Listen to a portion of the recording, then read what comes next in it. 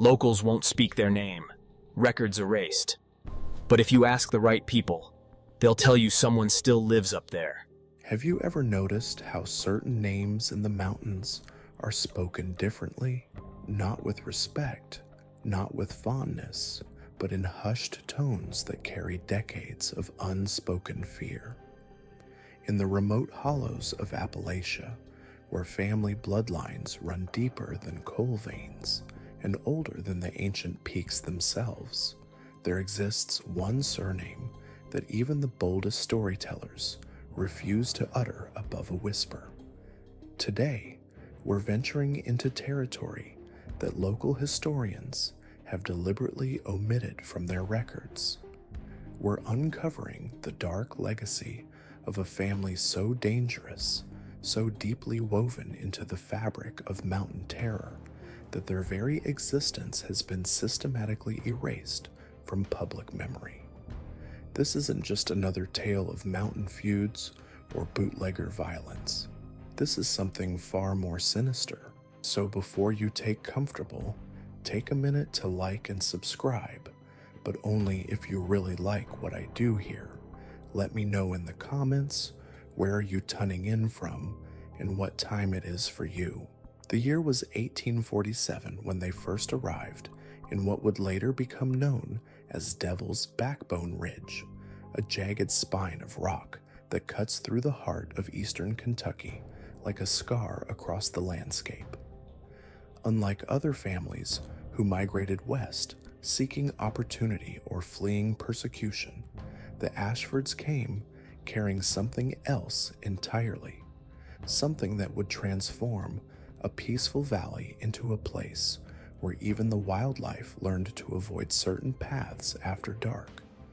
Their arrival coincided with what locals still call the Silent Summer, 3 months when no birds sang in the surrounding forest, when livestock refused to graze within 5 miles of their settlement, and when the creek that had run clear for generations suddenly turned the color of rust. Old-timers who lived through those early years would later claim the very air tasted different once the Ashfords established their homestead, thick and metallic, like breathing through copper pennies. But here's what makes their story different from every other mountain family we've covered on this channel. The Ashfords didn't just control territory through violence or intimidation. They possessed something far more terrifying, an uncanny ability to know things they shouldn't know, to appear in places they couldn't possibly reach, and to exact vengeance in ways that defied natural explanation. Within 2 years of their arrival, 7 neighboring families had simply vanished. Not killed, not driven away, but vanished as completely as if they had never existed. The first documented incident occurred in the winter of 1849. The Crawford family, who had farmed the adjacent valley for 3 generations, failed to appear at the annual harvest gathering. When concerned neighbors investigated, they found the Crawford homestead completely intact. Breakfast still sat on the table, though grown cold. Clothes hung on the line, though stiff with frost. The livestock remained in their pens, well-fed and healthy.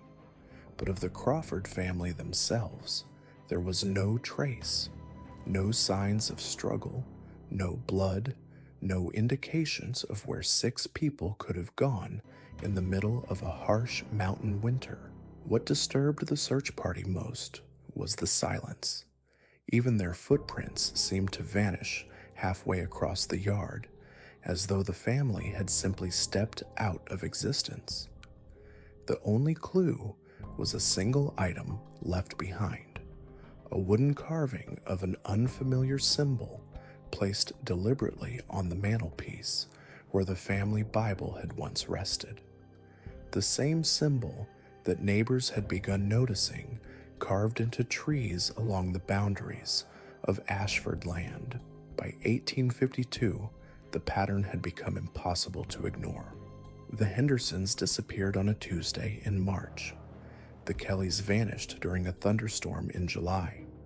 The Morgans were there for Sunday dinner and gone by Monday dawn. Each time, the circumstances were identical: no signs of violence, no logical explanation, and always that carved symbol left behind like a signature. But the Ashfords weren't content with simply eliminating neighboring families.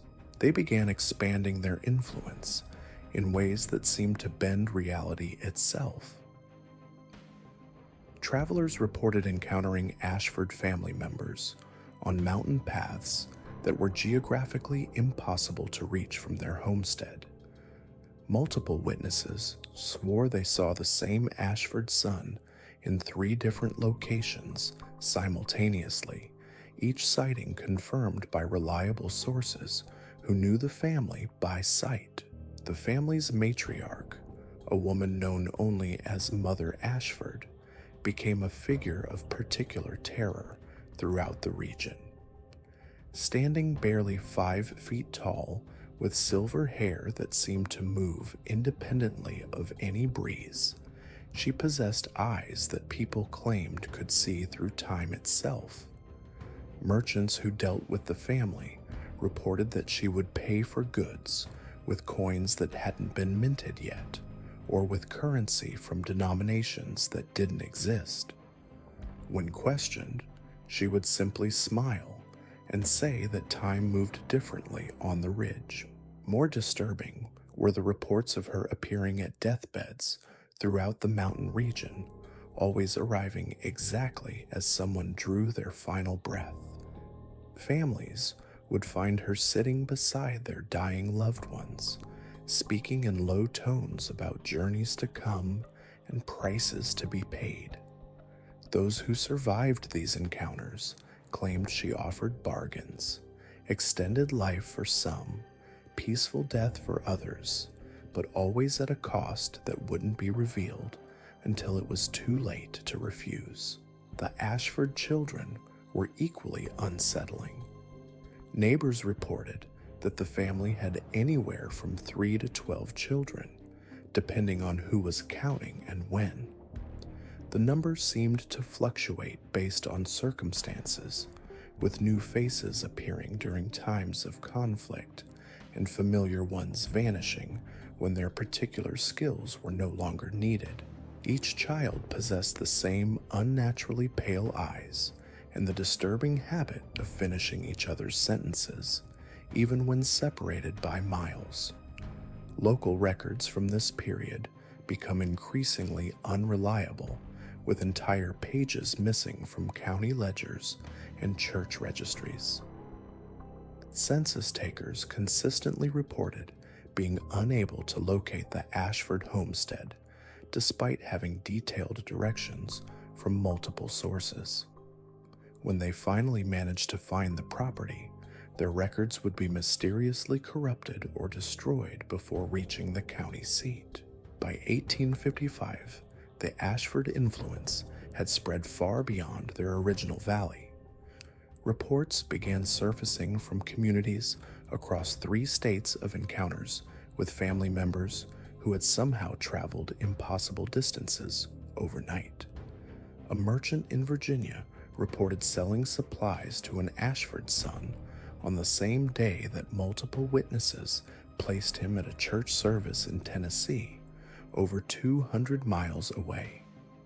When confronted with this impossibility, the merchant insisted his records were correct and produced receipts signed in the distinctive Ashford script. The family's ability to manipulate information became legendary among those brave enough to discuss them. Newspaper editors found their printing presses jamming whenever they attempted to publish stories about the Ashfords. Telegraph operators reported that messages mentioning the family name would transform into incomprehensible symbols before transmission. Even private letters discussing the family would arrive at their destinations. Blank, the ink somehow vanished from the paper. What made the Ashfords Truly terrifying wasn't just their supernatural abilities, but their systematic approach to expanding their power. They didn't simply eliminate threats, they absorbed them. Families who crossed the Ashfords would find their children drawn to the ridge, returning home with gaps in their memory and strange new loyalties. These children would gradually convince their families to relocate closer to Ashford territory, where they would eventually disappear entirely, adding their resources and knowledge to the growing Ashford empire. The process was so subtle that most families didn't realize what was happening until it was too late. A child would spend a few hours playing near Ashford land and return home slightly different, more subdued, with an unusual interest in their family's financial affairs or private secrets. Within months, the entire family would be making decisions that seemed to benefit the Ashfords more than themselves.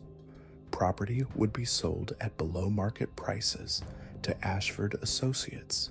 Family heirlooms would be traded for worthless trinkets that bore those same mysterious symbols. By the late 1850s, the Ashford influence had become so pervasive that entire communities existed primarily to serve their interests. Towns that had once thrived independently found themselves economically dependent on Ashford enterprises. Local officials discovered that opposing Ashford interests resulted in career-ending scandals or mysterious accidents. Even religious leaders found their congregations dwindling whenever they spoke against the family's growing power. The most chilling aspect of the Ashford operation was their recruitment methods. Unlike other mountain families who maintained power through fear and violence, the Ashfords offered genuine benefits to those who served them willingly. Families aligned with their interests prospered in impossible ways. Crops grew larger and more abundant on Ashford-blessed land. Livestock remained healthy despite regional diseases. Children born to Ashford allies displayed remarkable intelligence and unusual talents, but these gifts came with hidden costs that wouldn't become apparent for years or even decades. Families who had accepted Ashford patronage found themselves unable to leave the region, physically incapable of traveling beyond a certain radius from the ridge. Their children, no matter how successful or talented, would inevitably return to serve the family that had blessed their bloodline.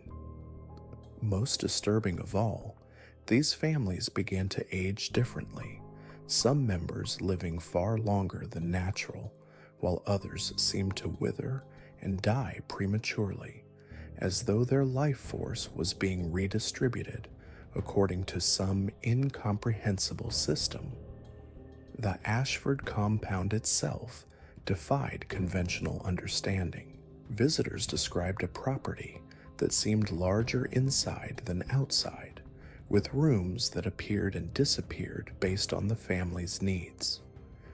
The main house was built in a style that matched no known architectural tradition, with windows that sometimes showed the surrounding forest and sometimes revealed landscapes that didn't exist anywhere in the known world.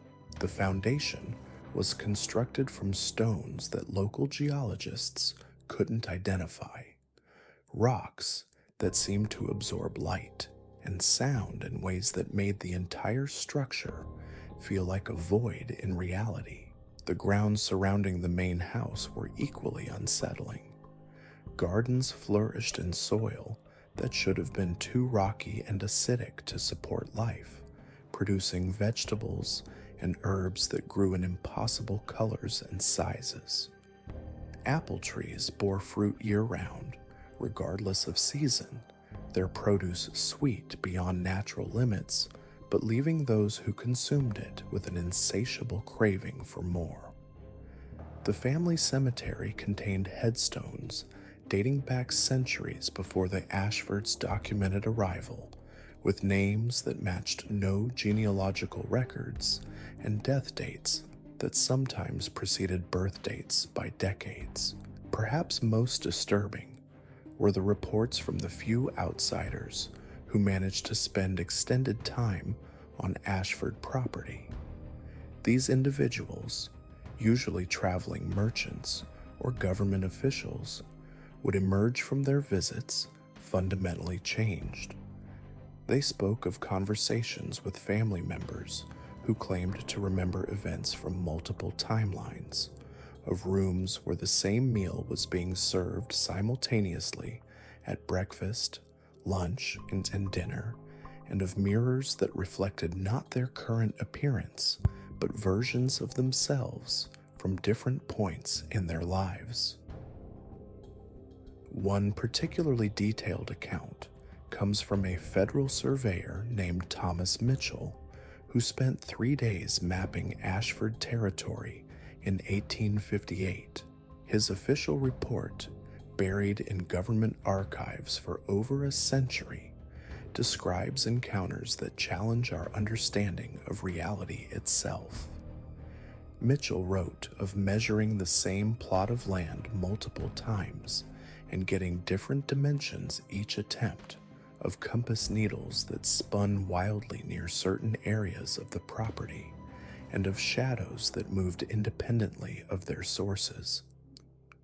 Most unnervingly, Mitchell reported meeting what he believed were multiple versions of the same Ashford family members, each slightly different in age or appearance, but identical in mannerisms and speech patterns.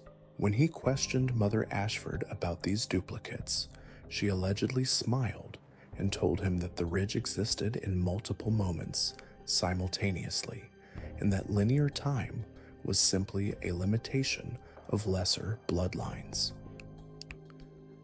The Ashford influence extended far beyond their physical territory through a network of allies and servants that spanned the entire Appalachian region. These weren't simple business associates or intimidated neighbors, but individuals who had been fundamentally altered by their contact with the family. They could be identified by subtle signs, a tendency to speak in unison when discussing certain topics, an uncanny ability to predict weather patterns and natural disasters, and most tellingly, shadows that seemed darker and more defined than those of ordinary people. These Ashford servants, as locals came to call them, maintained normal lives and occupations while secretly advancing the family's interests. A shopkeeper might seem perfectly ordinary until an Ashford enemy entered his store, at which point his prices would mysteriously double or his scales would malfunction. A doctor might practice conventional medicine for years, only to reveal supernatural diagnostic abilities when treating Ashford allies.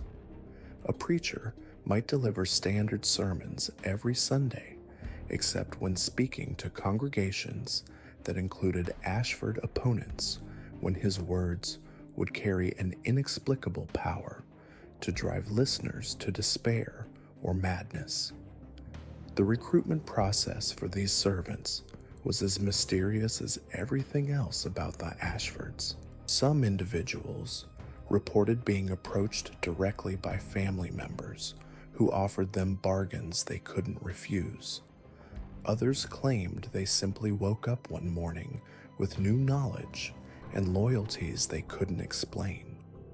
Most disturbing were those who insisted they had never met an Ashford, yet found themselves compelled to perform specific actions that invariably benefited the family's interests. By the 1860s, the Ashford network had become so extensive that opposing them was virtually impossible. Anyone who spoke against the family would find their words falling on deaf ears, as if the very sound of criticism was being absorbed before it could take root. Written complaints would vanish from official files. Witnesses to Ashford activities would develop sudden memory lapses or find themselves unable to speak coherently about what they had seen. The few individuals who managed to escape Ashford influence described the experience as awakening from a dream they hadn't realized they were having. These refugees, as historians later called them, reported years of their lives spent in a fog of altered perception, during which they had performed actions and made decisions that served Ashford interests while believing they were acting of their own free will. Most disturbing was their uniform description of the moment of awakening. A sudden, overwhelming awareness of being watched by something vast and ancient that had been manipulating their thoughts and actions for years. These escapees provided the most detailed accounts of Ashford operations, though their testimonies were often dismissed as the ravings of traumatized minds. They spoke of family gatherings, where members would merge and separate like liquid mercury, of conversations conducted in languages that predated human speech, and of rituals performed in chambers that existed beneath the ridge in spaces that defied three-dimensional geometry. According to these witnesses, the Ashfords weren't simply a family in the conventional sense, but rather a collective entity that could manifest in human form when necessary. Individual family members were described as temporary expressions of a larger intelligence, capable of existing simultaneously in multiple bodies or consolidating into a single, more powerful form depending on circumstances. This would explain the varying reports of family size and the impossible sightings of the same individual in multiple locations. The entity's ultimate goals remained unclear, but refugees consistently reported sensing an overwhelming hunger emanating from the ridge, a desire to consume and absorb that could never be satisfied.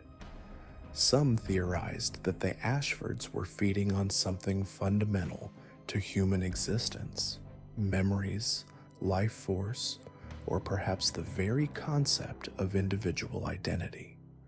Others believed they were preparing for some greater purpose, accumulating power and influence toward an end that existed beyond human comprehension. As the Civil War approached, the Ashford influence reached its peak. Both Union and Confederate forces found their operations inexplicably hampered when they ventured too close to Ashford territory. Soldiers would desert en masse after brief encounters with family members, returning to their homes with no memory of their military service. Supply lines would fail mysteriously when passing through Ashford-controlled regions, with entire shipments vanishing without explanation. Battle plans would be leaked to opposing forces through channels that military intelligence could never identify. The war itself seemed to bend around the Ashford presence, with major engagements avoiding their territory despite its strategic importance. Generals on both sides would alter their campaigns at the last moment, claiming sudden inspiration or tactical insights that just happened to leave Ashford lands untouched.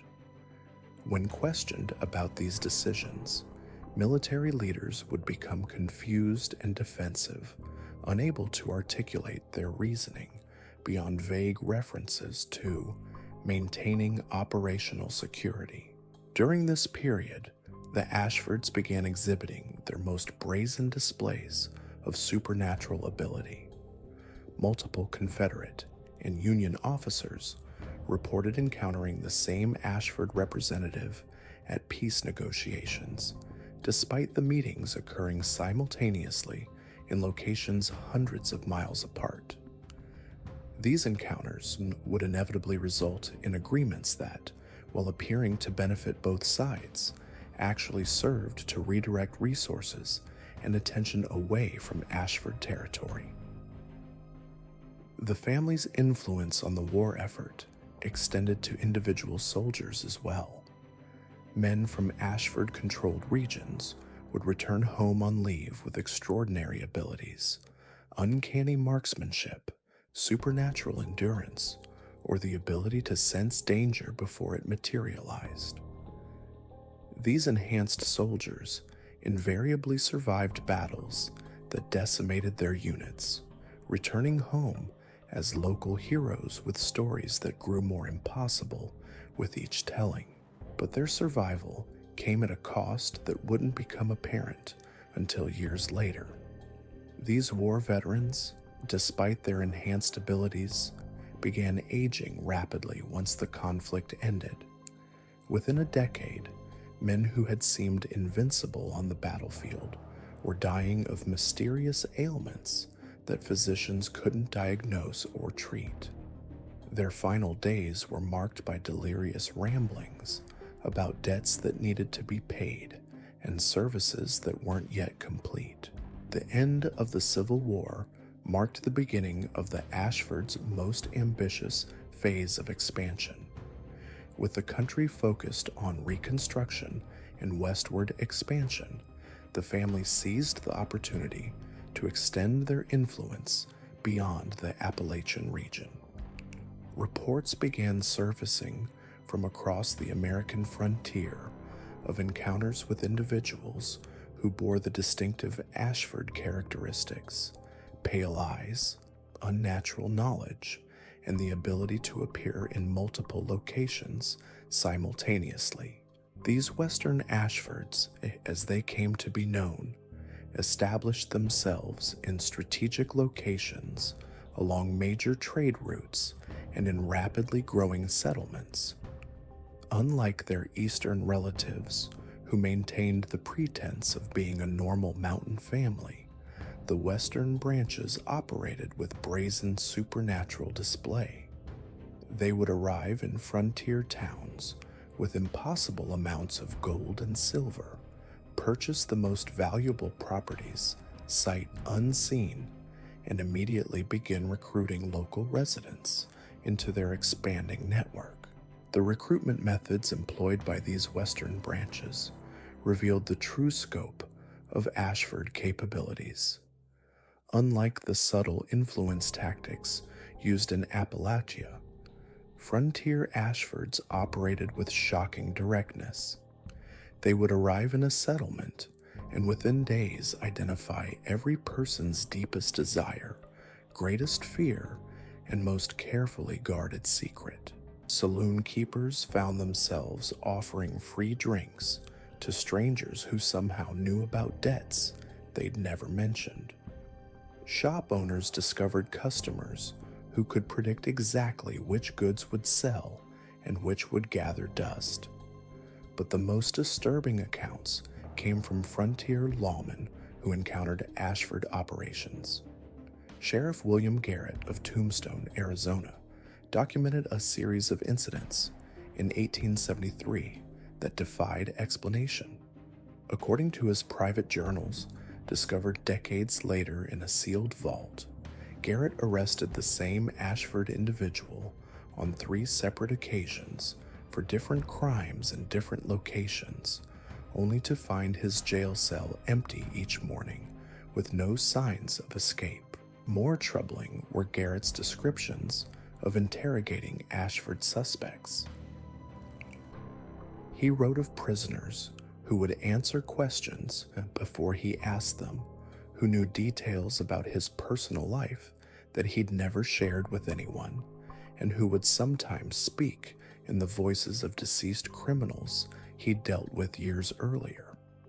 The final entry in Garrett's journal, dated just weeks before his mysterious disappearance, simply read, "They're not people.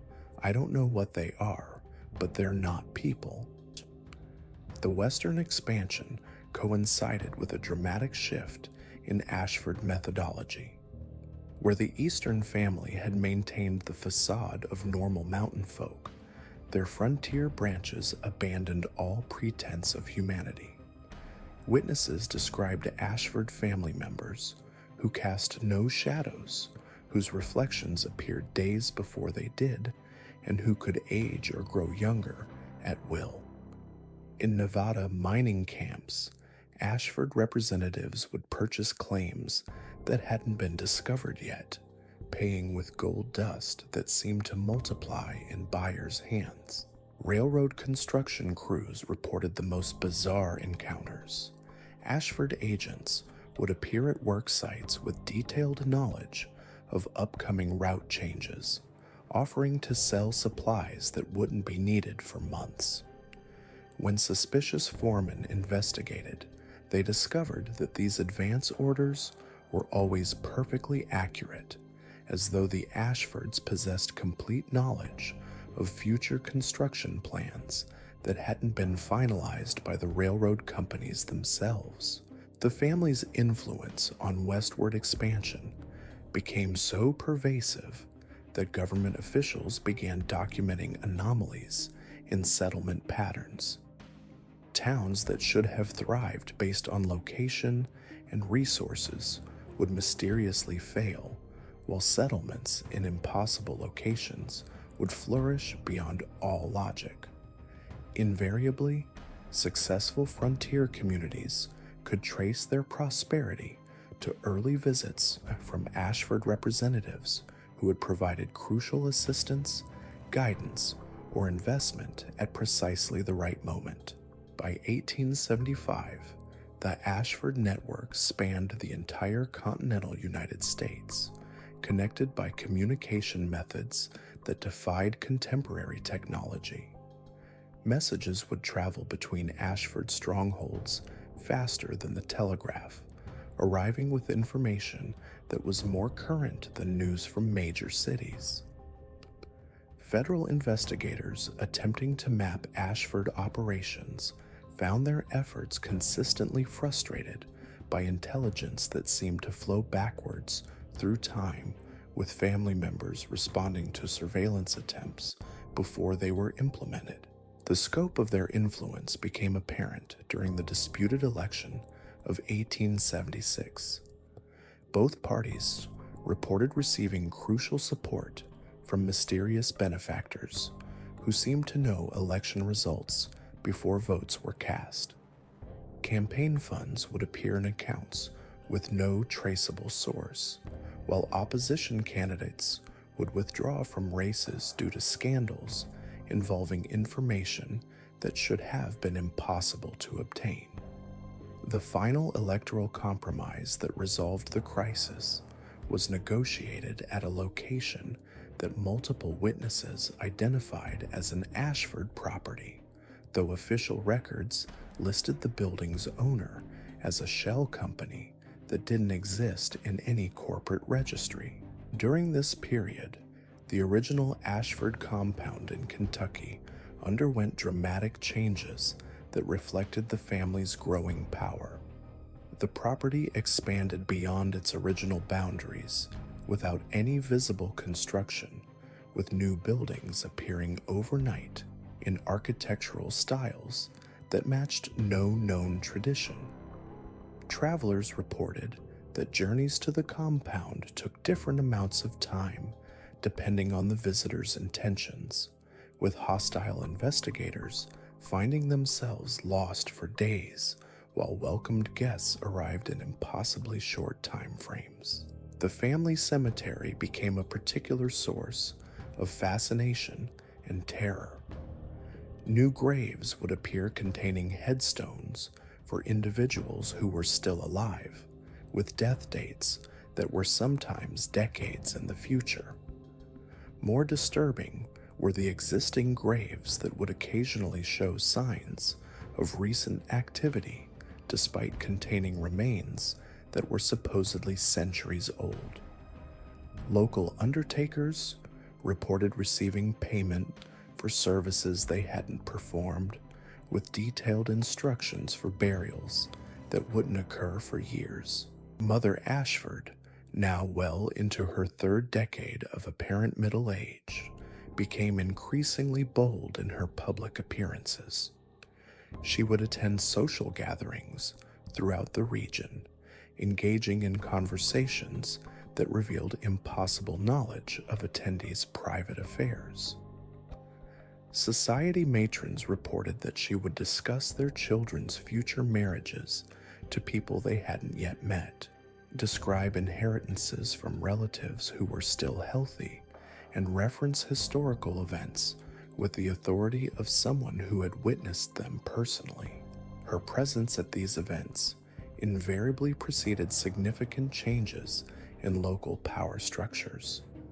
Prominent families would suddenly reverse long-held positions on important issues. Business partnerships would dissolve overnight based on information that couldn't have been publicly available. Most unnervingly, individuals who had lengthy conversations with Mother Ashford would begin exhibiting subtle changes in behavior, becoming more secretive, more calculating, and increasingly protective of information they claimed not to possess. The Ashford children, whose number continued to fluctuate in ways that defied biological possibility, began taking increasingly active roles in the family's expanding operations. Unlike previous generations, who had maintained some pretense of normal human development, these offspring displayed supernatural abilities from an early age. Teachers in Ashford-controlled communities reported students who would complete assignments before they were given, who could read books in languages that didn't exist, and who seemed to age at different rates depending on circumstances. Most disturbing were the reports of Ashford children appearing in multiple classrooms simultaneously, participating in lessons while maintaining separate conversations and displaying different personalities. When confronted about these impossibilities, teachers would become confused and defensive, insisting that their records were accurate while being unable to explain the contradictions they contained. The family's business enterprises expanded to encompass every aspect of American commerce. Ashford-controlled companies would bid on government contracts with proposals that addressed requirements that hadn't been published yet. Their manufacturing operations produced goods that consistently outperformed competitors, despite using inferior materials and less sophisticated equipment. Most mysteriously, Ashford businesses never seemed to suffer from the economic downturns that devastated their competitors, maintaining steady profits even during national financial panics. Government attempts to investigate these anomalies invariably ended in failure. Auditors would find their calculations changing between reviews, with ledgers that balanced perfectly despite containing mathematical impossibilities. Inspectors would discover facilities that were larger inside than outside, with production capabilities that exceeded their theoretical maximums. When investigators attempted to document these findings, their reports would become illegible overnight, with text transforming into symbols that linguists couldn't decipher. The family's influence on American politics reached its zenith during the 1880s, when multiple presidential candidates acknowledged receiving crucial support from unnamed benefactors who had provided winning strategies with supernatural accuracy. Campaign managers reported receiving detailed voter analysis that correctly predicted electoral outcomes down to individual precincts months before elections occurred. Opposition research would arrive unsolicited, containing information about rivals that was so sensitive and accurate that its very existence seemed impossible. Congressional investigations into these irregularities would begin with great fanfare, but inevitably conclude with vague findings and sealed reports. Witnesses would develop sudden memory problems, crucial documents would disappear from secure facilities, and investigators would find themselves reassigned to other cases with no explanation. The few officials who persisted in their inquiries would retire early, citing health concerns or family pressures that seemed to develop overnight. By 1890, the Ashford influence had become so pervasive that opposing them required supernatural assistance. A small group of individuals, later known as the Resistance, began developing methods to counteract Ashford mental manipulation. These techniques, based on obscure religious practices and folk magic traditions, allowed practitioners to maintain their individual consciousness even when exposed to Ashford influence. The Resistance operated in absolute secrecy, communicating through coded messages hidden in seemingly innocent correspondence. Members were recruited through careful observation, with potential candidates identified by their ability to notice inconsistencies in Ashford-controlled narratives. Training involved meditation techniques designed to strengthen mental barriers, protective rituals that could shield practitioners from supernatural observation, and most importantly, methods for recognizing and resisting the subtle mental influence that the Ashfords exerted on nearly everyone they encountered. The first major confrontation between the Resistance and the Ashford network occurred during the winter of 1892, when Resistance operatives attempted to document the true extent of Ashford operations. Using their protective techniques, they were able to penetrate Ashford strongholds and gather evidence of the family's supernatural nature. What they discovered exceeded their worst fears. The Ashfords weren't simply a family with unusual abilities, but rather manifestations of something far older and more dangerous than human civilization itself. The evidence suggested that the entity calling itself the Ashford family had existed in various forms throughout human history, adapting its appearance and methods to match contemporary expectations while pursuing goals that remained constant across centuries. Ancient records discovered in hidden chambers beneath the Kentucky compound contained references to similar entities operating in medieval Europe, ancient Rome, and civilizations that predated recorded history. These historical accounts described the same pattern of infiltration and absorption that characterized Ashford operations in America. Communities would prosper under the entity's influence before being gradually consumed, their populations transformed into extensions of the greater intelligence that controlled them. The process was so subtle that most victims never realized what was happening, experiencing their absorption as a series of beneficial changes that improved their lives while slowly erasing their individual identities. The Resistance realized that conventional opposition was useless against an entity that could manipulate perception, memory, and reality itself. Instead, they developed a strategy of documentation and preservation, creating hidden archives that recorded the true history of Ashford operations for future generations.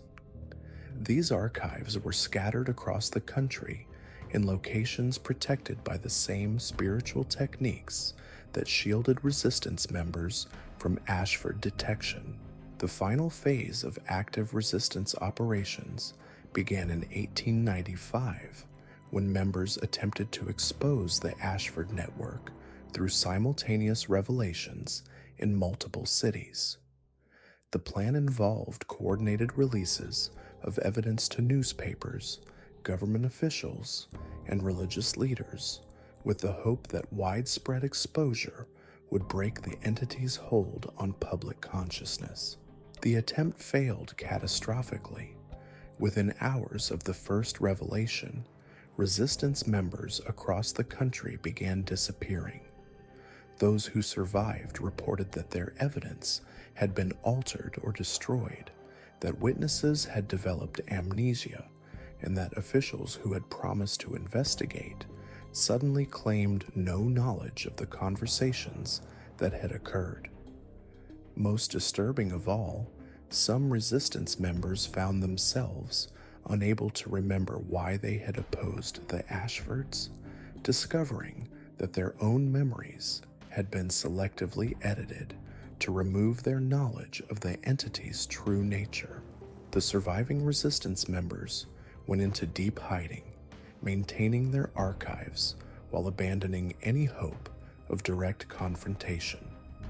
Their final communications, hidden in coded messages that wouldn't be deciphered for decades, warned future generations about the entity's growing power and provided instructions for recognizing and resisting its influence. These messages contained one consistent warning. The entity was preparing for something unprecedented, accumulating power and influence toward a goal that would fundamentally alter the nature of human existence. As the 19th century drew to a close, the Ashford influence had become so thoroughly integrated into American society that most people couldn't imagine the country functioning without it. The entity's network controlled major industries, influenced government policy, and shaped cultural development in ways that seemed natural and inevitable. Children born into Ashford-controlled communities grew up unable to conceive of alternatives to the systems that governed their lives, accepting supernatural occurrences as normal aspects of existence. The few individuals who maintained awareness of the entity's true nature found themselves increasingly isolated, unable to communicate their concerns to others who had been conditioned to reject such information. These observers documented the gradual transformation of American society, noting how traditional values and institutions were being subtly modified to serve the entity's purposes while maintaining the appearance of normal social evolution. The transformation was most apparent in isolated communities where Ashford influence was strongest. These settlements had developed unique characteristics that set them apart from the rest of American society. Residents who seemed to age at different rates, children who displayed impossible knowledge and abilities, and social structures that functioned according to rules that outsiders couldn't understand. Visitors to these communities would often leave with gaps in their memory and subtle changes in their personality that became apparent only over time. As the 20th century approached, the entity began displaying new capabilities that suggested its power was still growing. Ashford representatives started appearing in photographs before the events they depicted had occurred, their images serving as predictions of future developments with uncanny accuracy. More disturbing were reports of Ashford family members appearing in dreams, conducting conversations that participants remembered as clearly as waking experiences, and that often contained information about future events that proved remarkably accurate. The entity's influence on technological development became increasingly apparent as new inventions emerged from research facilities connected to Ashford enterprises. These innovations often displayed capabilities that exceeded contemporary scientific understanding, suggesting access to knowledge that hadn't been discovered through conventional research methods. Patent applications would be filed for devices that solved problems that hadn't been recognized yet, with detailed specifications that indicated complete understanding of principles that wouldn't be formally established for years. Government officials began noticing patterns in technological advancement that seemed to serve Ashford interests with suspicious consistency. Military innovations would emerge just as international tensions developed in regions where the entity maintained significant influence. Communication technologies would advance precisely when Ashford operations required improved coordination capabilities. Most troubling of all, these developments often contained features that seemed designed for purposes that wouldn't become apparent until much later, as though they were components of a larger system whose ultimate function remained hidden. The dawn of the 20th century marked what historians would later recognize as the final phase of the Ashford consolidation. By 1900, the entity had achieved something unprecedented in human history: complete integration into the fabric of modern civilization while maintaining absolute secrecy about its true nature. The few remaining records from this period, hidden in archives that most researchers will never access, reveal the scope of an operation so vast and sophisticated that it defied contemporary understanding of power and influence. The entity's methods had evolved far beyond the crude territorial control of their early mountain years. Where once they had simply eliminated obstacles through supernatural means, the 20th century Ashfords operated through systemic manipulation that was virtually undetectable. They didn't need to kill their enemies when they could convince those enemies to serve their interests willingly, believing all the while that they were acting according to their own desires and principles. The transformation was most evident in the educational systems of Ashford-influenced regions. Schools that had once taught to traditional curricula began incorporating subtle modifications that prepared students for roles in the entity's expanding network. Children learned mathematics that included calculations for problems they wouldn't encounter until adulthood, studied history that emphasized the inevitability of certain social developments, and participated in activities that strengthened their receptivity to external influence while weakening their capacity for independent thought.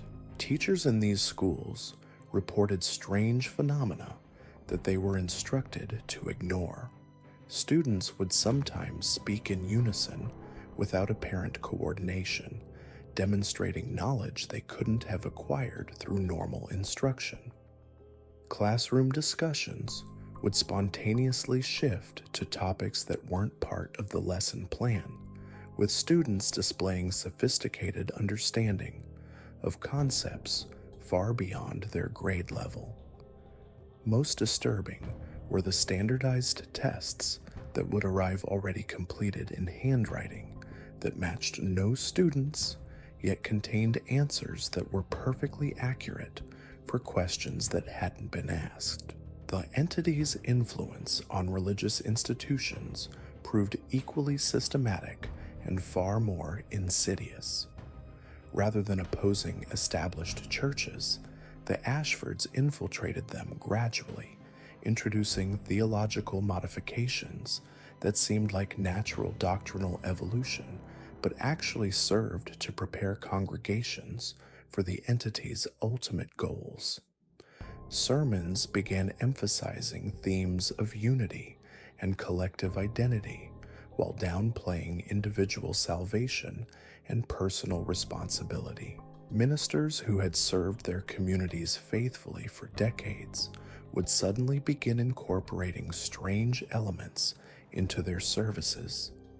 prayers spoken in languages they claimed were ancient but that linguists couldn't identify, rituals that seemed familiar yet contained subtle variations that made participants feel uncomfortable in ways they couldn't articulate, and biblical interpretations that emphasized passages about sacrifice and transformation while ignoring verses about resistance to temptation and spiritual warfare. The most troubling changes occurred in rural churches, where Ashford influence was strongest.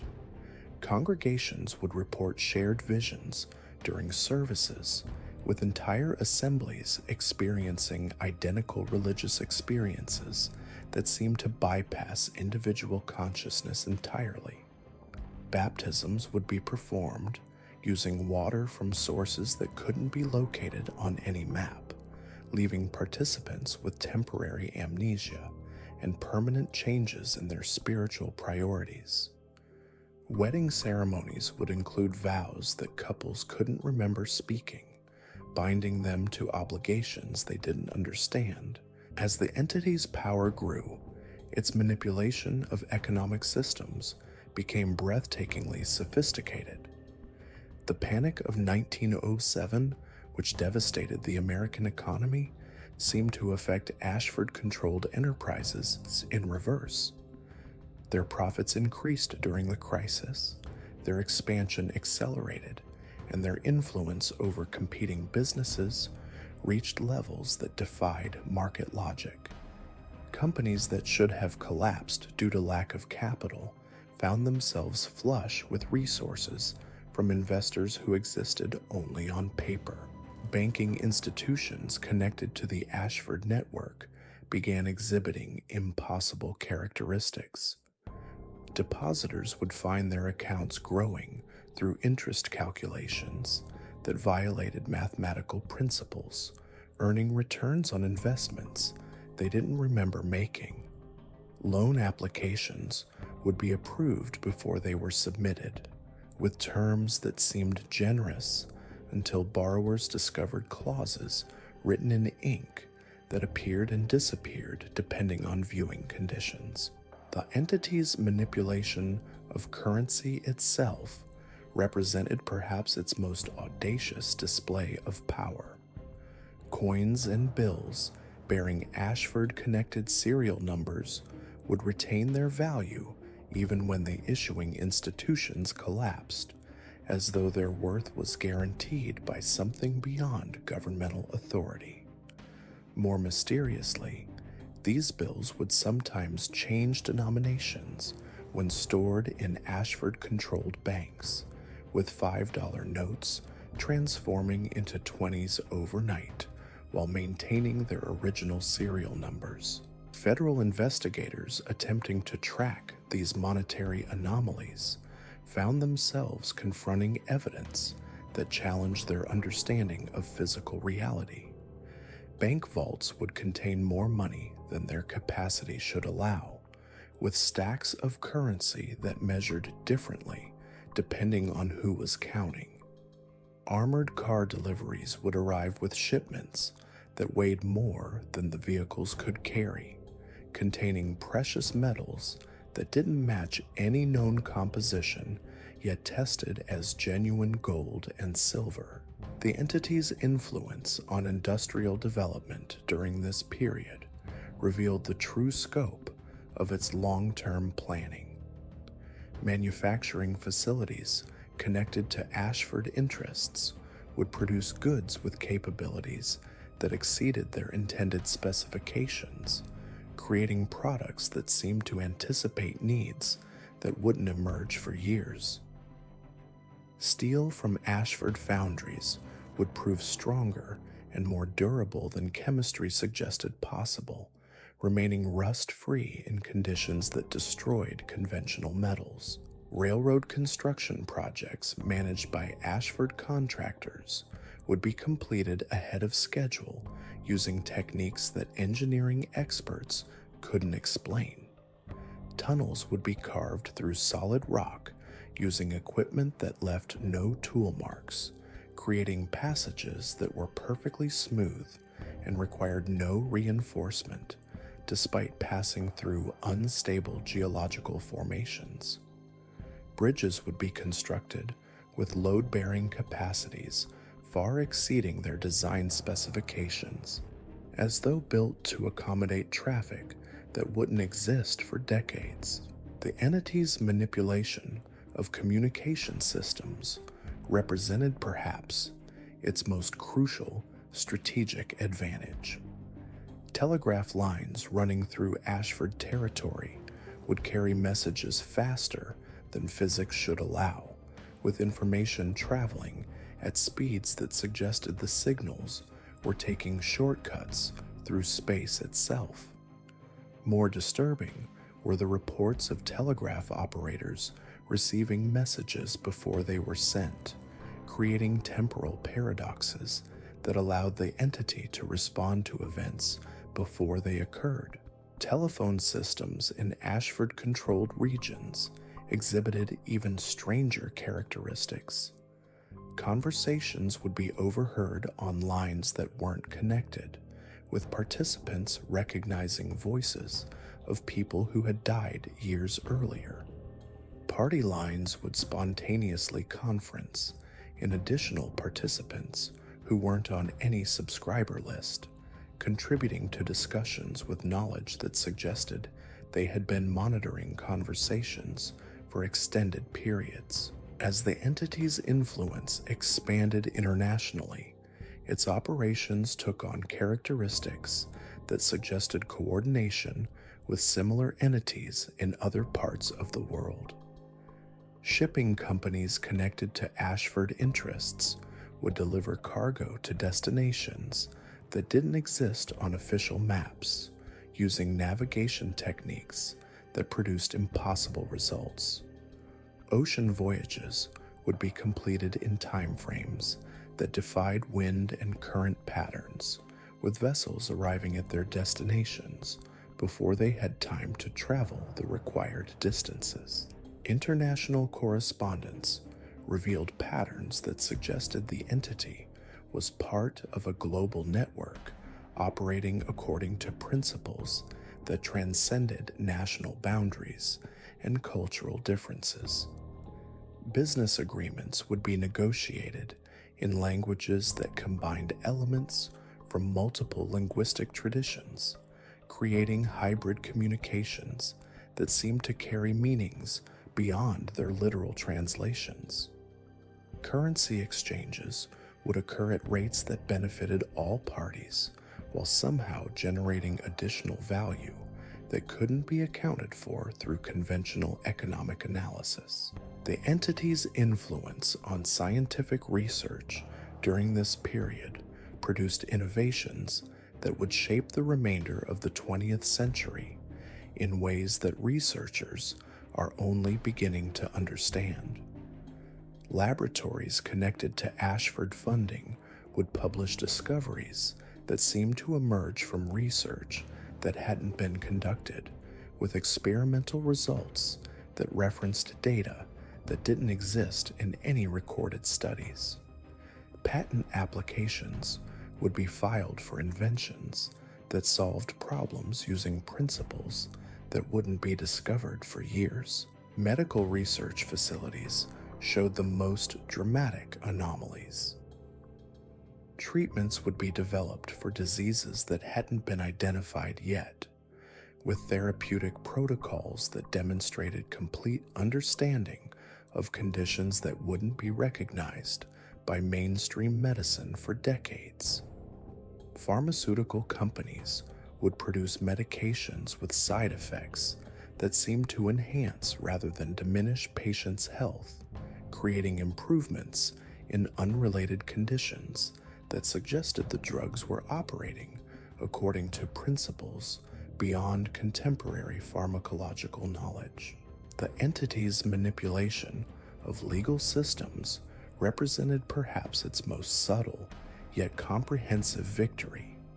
Courts in Ashford-influenced jurisdictions would render decisions that seemed perfectly reasonable, yet consistently favored the entity's interests in ways that wouldn't become apparent until years later.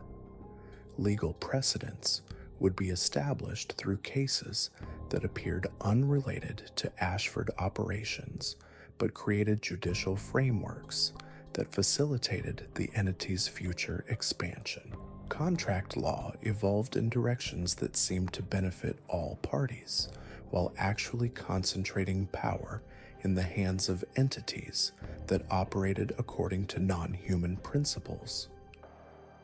Property rights were redefined through seemingly minor legislative changes that created loopholes, allowing supernatural beings to acquire and hold assets under conditions that would have been impossible under traditional legal frameworks. By 1910, the entity had achieved such complete integration into American society that opposing it would have required dismantling the entire economic, political, and social structure of the country. The few individuals who still recognized the entity's true nature found themselves completely isolated, unable to communicate their concerns to others who had been conditioned to reject such information as the delusions of unstable minds. The entity's final victory came not through conquest, but through transformation. Rather than destroying human civilization, it had absorbed it so completely that most people couldn't distinguish between their own desires and the entity's influence. The transformation was so gradual and comprehensive that each generation grew up accepting conditions that their ancestors would have found horrifying, experiencing the entity's control as natural evolution rather than supernatural manipulation. The last documented resistance to the entity occurred during World War I, when military intelligence agencies from several countries attempted to coordinate an investigation into what they termed anomalous influences on strategic planning. The investigation was abandoned after key personnel began experiencing memory gaps and personality changes that made them unable to continue their work. The final report, classified at levels that made it inaccessible even to government officials, concluded that the anomalies were beyond the scope of conventional military response. Today, the entity continues to operate under names and through institutions that most people recognize as normal parts of modern life. Its influence has become so pervasive that questioning it seems not just futile, but literally unthinkable to most individuals. The few researchers who stumble across evidence of its operations find their work discredited through methods so sophisticated that the discrediting itself appears to be the result of natural academic processes rather than supernatural intervention. The Ashford name itself has been carefully erased from public records, existing now only in archives that are accessible to researchers who already know what they're looking for. Even this video will likely experience technical difficulties that prevent most viewers from seeing it, or will be dismissed as fiction by audiences who have been conditioned to reject information that challenges their understanding of reality. But for those who have eyes to see and ears to hear, the signs are everywhere. In the impossible efficiency of systems that should be chaotic, in the subtle uniformity of thought that characterizes modern discourse, in the way certain questions never seem to occur to most people, and in the growing sense that human civilization is moving toward goals that no human ever chose. The entity that once called itself the Ashford family achieved something unprecedented in the history of supernatural influence, complete victory without the appearance of conflict. They didn't conquer humanity. they convinced humanity to conquer itself on their behalf.